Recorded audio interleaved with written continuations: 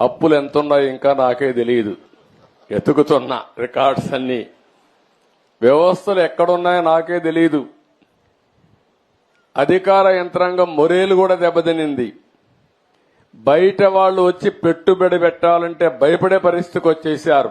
మళ్లీ ఈ దుర్మార్గుడు వస్తే ఏమవుతుందని భయపడిపోయే పరిస్థితికి వచ్చారు.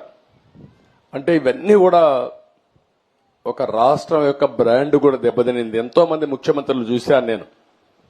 చాలా మంది వచ్చారు, చాలా మంది ఓడిపోయారు, చాలా మంది వెళ్లారు.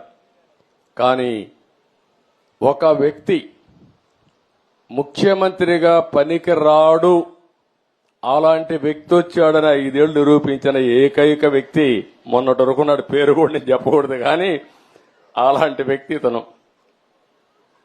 అంటే ఇప్పుడు నేను నిరూపించాలి ఎలాంటి వ్యక్తులు ముఖ్యమంత్రిగా ఉండాలో, దానికి ఆదర్శంగా